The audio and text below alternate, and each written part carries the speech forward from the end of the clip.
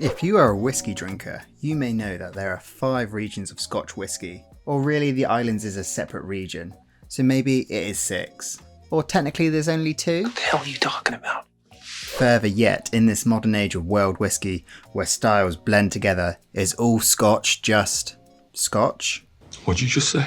But then the tougher question is, could you pick just one bottle to represent each region? Welcome back to Jeff Whisky. I'm Jeff, this is Whiskey, let's crack on.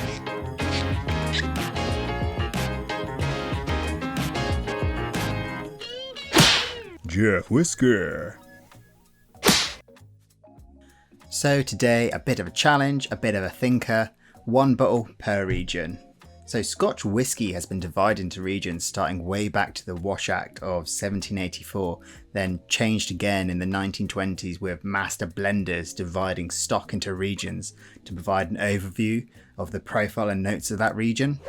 To now, depending on who you ask, there's either 5 or 6 Scotch whisky regions. So we've got the Highlands, Speyside, Lowlands, Campbeltown, Islay, and Islands if you count it. I know I do. Now that's not to get confused with Irish whiskey. This is the Islands of Scotland. But I'm sure you already knew that.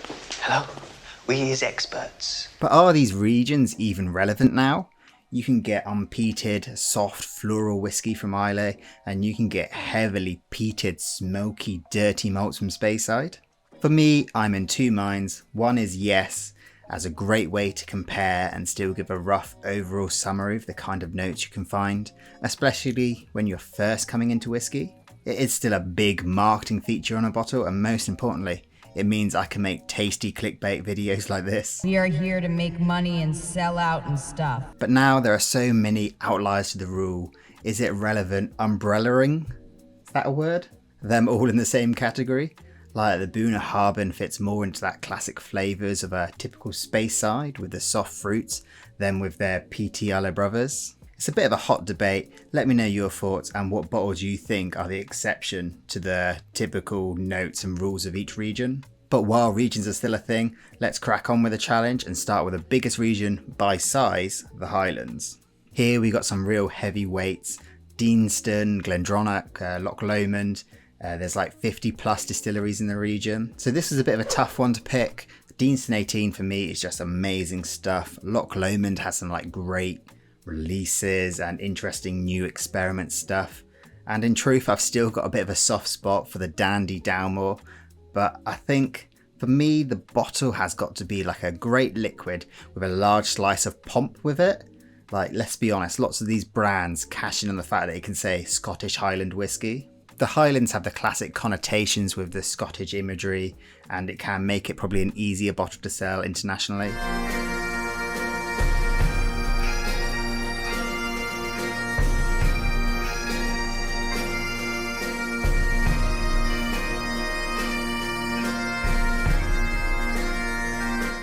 But for me, my pick, I'm going to have to say a bottle of Glenmorangie Signet. I'll have to include an image of it here, because I'm far too poor to fork out the money for a bottle, especially now they're shopping price again.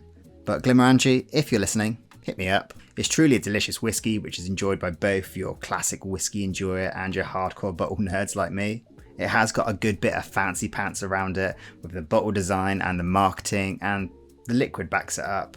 Now zooming into the region within a region, and the most densely populated one, Speyside. This is where all the big dogs live, with all the household names like Glenfiddich, Glenlivet, Macallan, Glenfarclas. Typically, the whiskey of this region is the more fruity forward stuff, with both the apple and pear classic that is Glenfiddich 12 and the hazelnut feast of Glenlivet 15. Both of them could have easily taken the win here.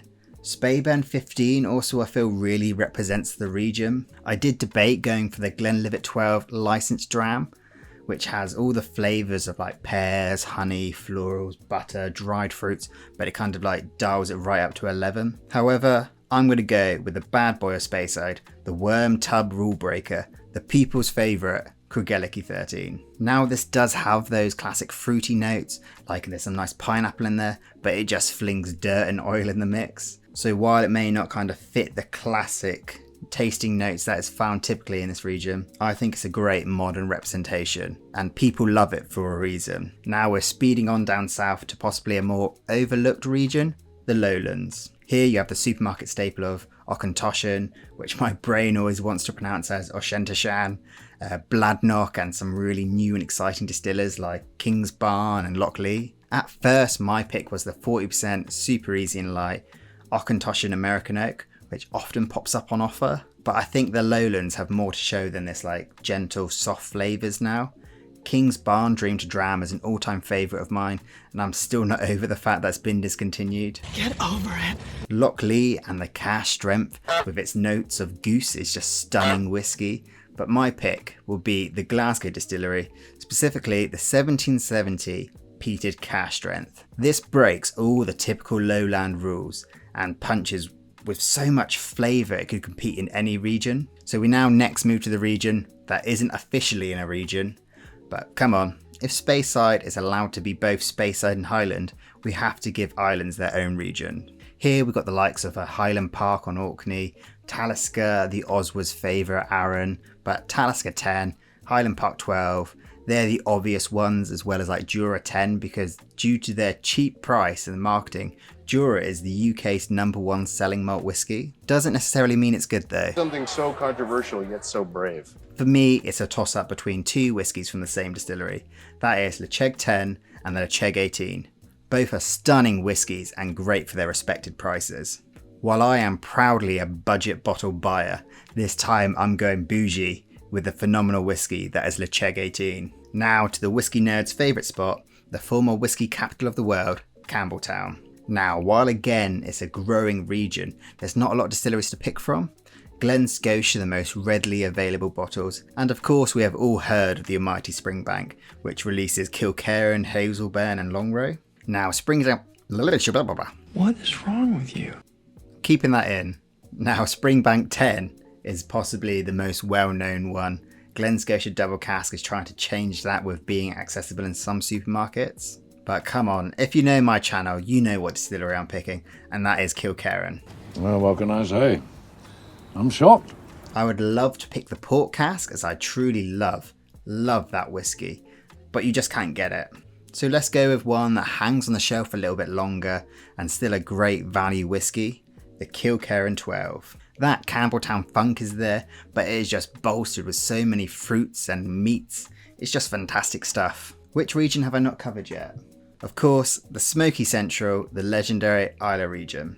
Of course, the obvious pick would be Lagavulin 16, Ron Swanson's drink of choice and a bottle that has converted so many people to the smoky Scotch side. However, I feel their excessive price jump has really put it out of touch with so many people. Boona Harbour majority break the whole smoky rule, and Kalila really is a workhorse whiskey that shouldn't be overlooked. Ardbeg 10 is like a powerhouse and so is a Uigeadail, but I'm going to pick the King's Whisky, a Lefroy.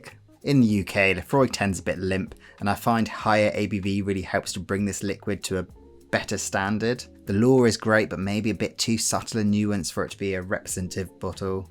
So of course, I'm picking a firm favourite of mine, Lefroy 10 Sherry Oak finish.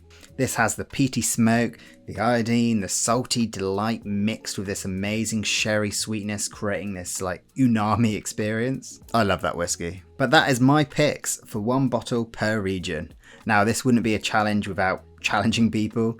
So to the man who has an amazing video on Scotch regions, my New Zealand buddy, First Phil Whisky. And while I'm on that side of the world, let's also get the brilliant Wade of McIntyre malts on the challenge. But of course, I want to hear your picks. Let me know in the comments below or on social media. I could do like a crowdsourced video in the future and I can give my judgment on your picks. It all better be Kilkerran. If you've enjoyed this video, give it a like. If you've hated it, a dislike. A massive thanks for watching and cheers to the wonderful members of this channel. All the best and cheers to the next one.